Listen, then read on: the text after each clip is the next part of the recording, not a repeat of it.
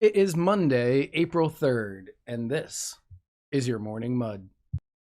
This episode is brought to you by Mudwater.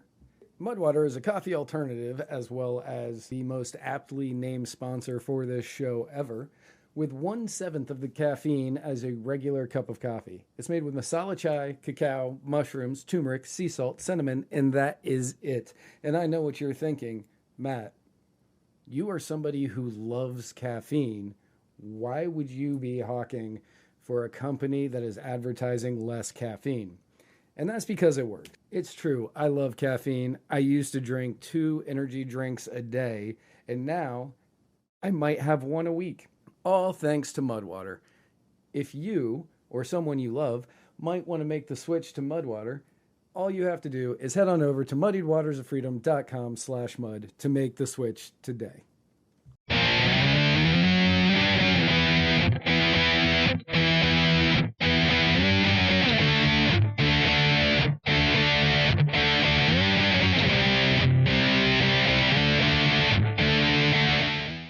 Good morning, everyone, and happy Monday. This is Matt Wright, editor-in-chief of Muddied Waters Media. Hope everybody out there is having a great day. Hope you had a great weekend. Let's get into a little bit of what went on over the weekend. On Friday, Douglas Mackey, also known as Ricky Vaughn, was convicted by a federal jury in Brooklyn of the charge of conspiracy against rights, stemming from his scheme to deprive individuals of their constitutional right to vote. And this is from justice.gov, that sentence. And I have so many issues with the way that sentence is worded, because at no point was he attempting to deprive individuals of their constitutional right to vote. He was. I don't agree with what Mackey did. I don't agree with what Mackey did. I don't think that what he did was proper, and I don't think that what he did was, something that people should be doing. But at the same time, it wasn't illegal. He made memes, he made jokes and put them out on the internet, and people bought them.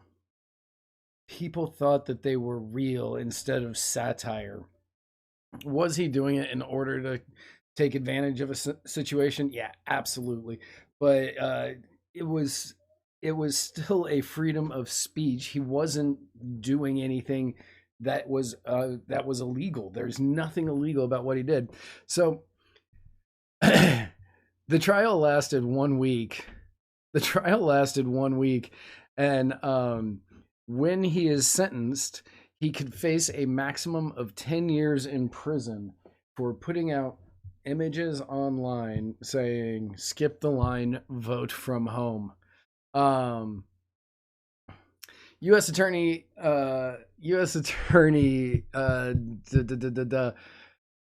Peace, which that's just doesn't even make sense as a name for a U.S. attorney. U.S. Attorney Peace said Mackey has been found guilty by a jury of his peers of attempting to deprive individuals from exercising their sacred right to vote for the candidate of their choice in the 2016 presidential election. Today's verdict proves that the defendant's fraudulent actions crossed a line into criminality and flatly rejects his cynical attempts to use the constitutional right of free speech as a shield for his scheme to subvert the ballot box and suppress the vote. Now, he had roughly 58,000 followers on Twitter. 58,000. That's not a lot of people when compared to the number of people who can vote in the United States. That's not a lot compared to the people who can vote in the United States. And even though like MIT ranked him as the 107th most important influencer of the 2016 presidential election, like you're not even in the top 100 there. Like The only reason most people know this guy's name even a little bit is because he got in trouble for making fraudulent memes. So between September of 2016 and November of 2016, Mackey conspired. He made jokes online with other influential Twitter users and members of private online groups to use social media platforms, including Twitter, to disseminate fraudulent messages that encouraged supporters of Hillary Clinton to vote via text message or social media, which in reality was legally invalid, of course. And on November 1st, of just a few days before the election in 2016, he was sending tweets suggesting the importance of limiting black turnout.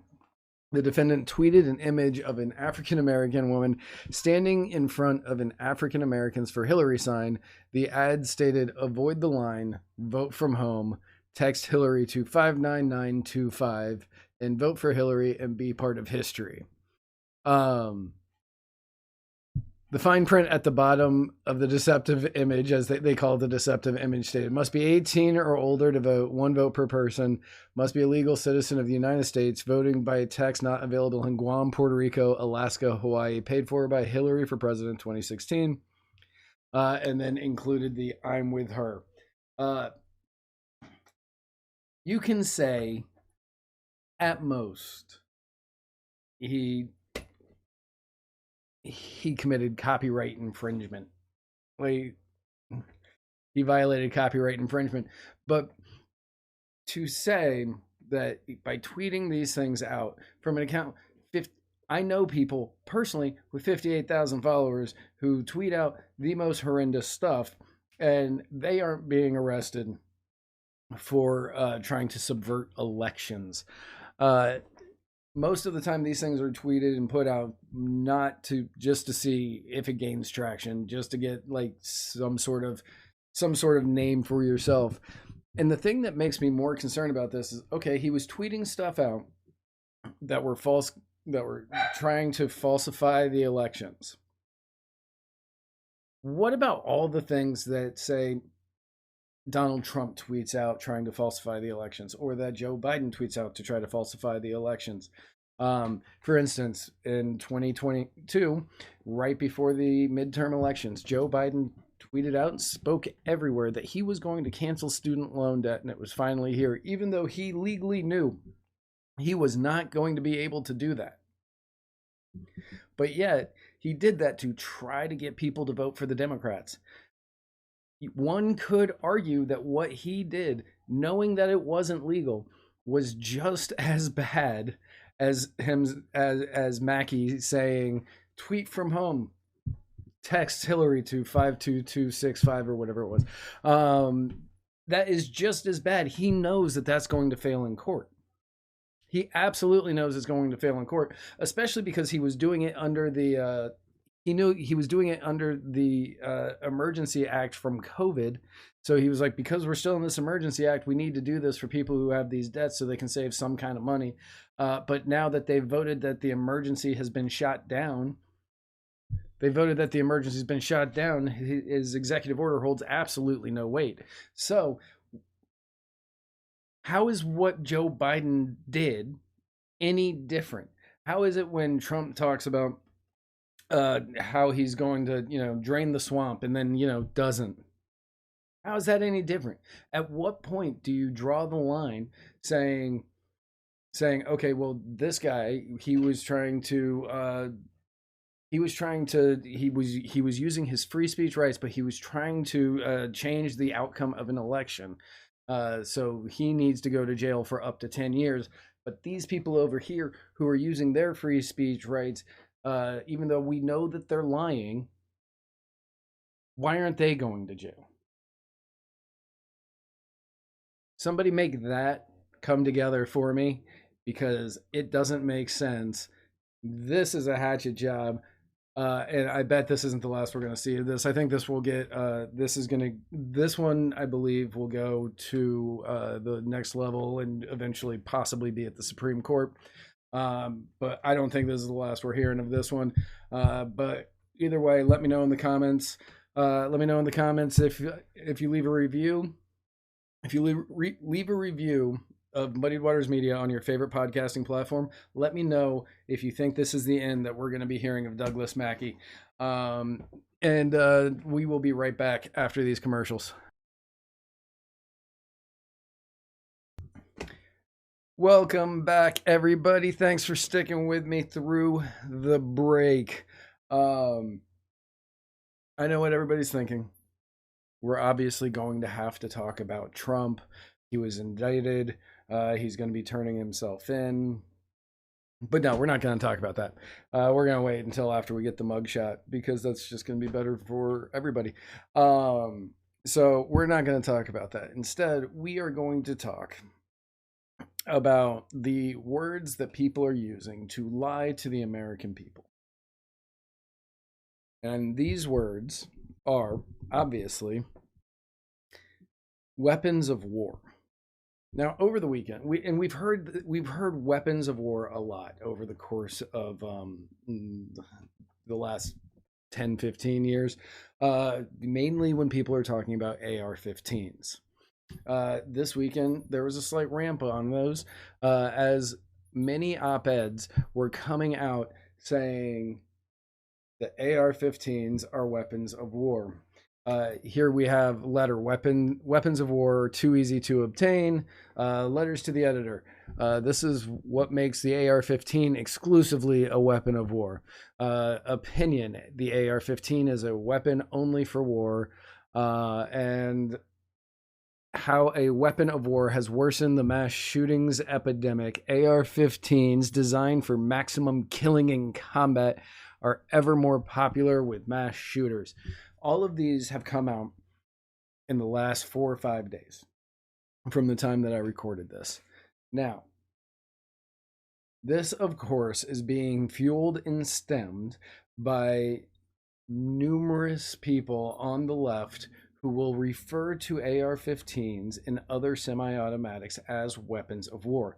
Now, a lot of people don't understand semi-automatic. That means you pull the trigger, you get a bullet. You pull the trigger, you get a bullet. It's like a slot machine. You pull the handle, you get a spin. You pull the trigger, you get a bullet. That's a semi-automatic weapon. Fully automatic, you pull the trigger and you will launch your entire magazine in just a few seconds. And right now it is very difficult to own one of those. You can own one, but it's very difficult, and it's not really worth the hassle unless you just want to do it illegally.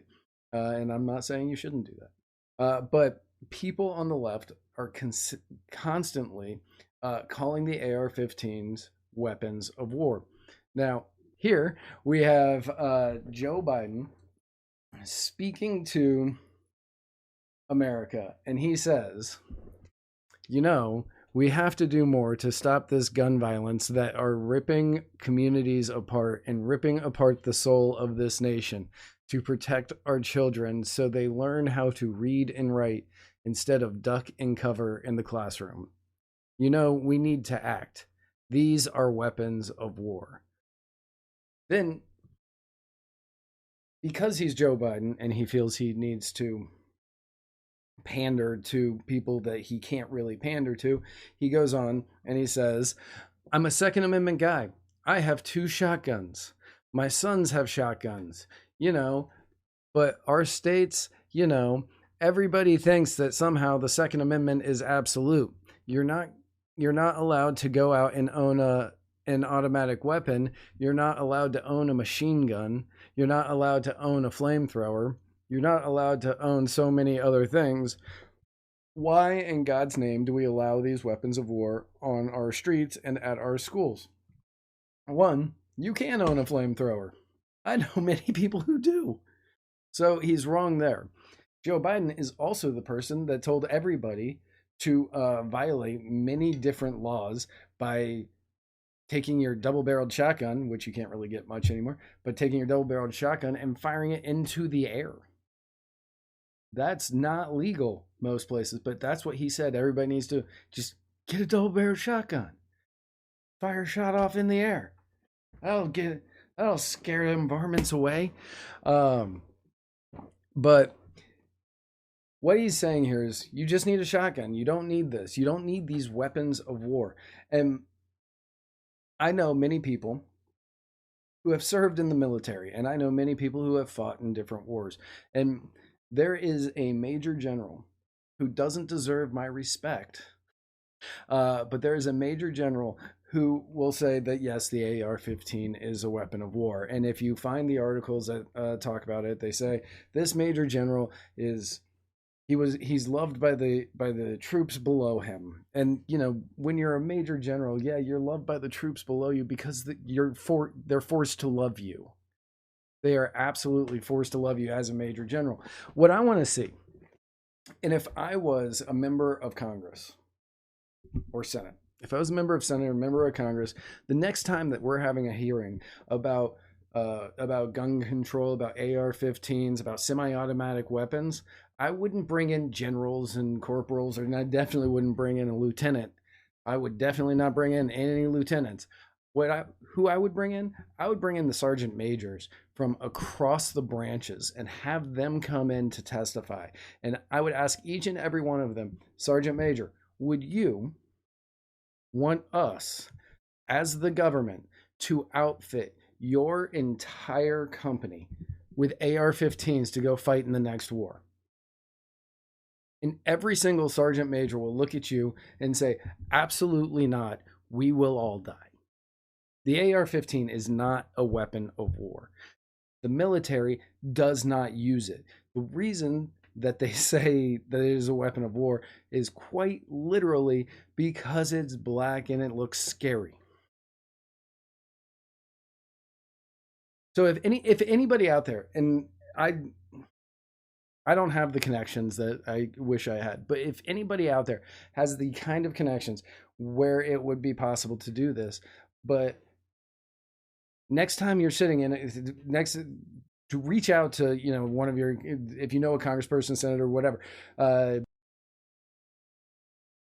That is the episode. Thank you all so much for tuning in. If you enjoy what is happening here at Muddied Waters Media, I ask you to do a couple of simple favors for us. Please, whatever podcasting platform you are listening to us on, give us a 5-star review. Also, leave a review. And the biggest way that you can help is by sharing this episode with your friends. Thank you all so much for tuning in. We will see you again very soon. And remember, where we're going, we don't need roads.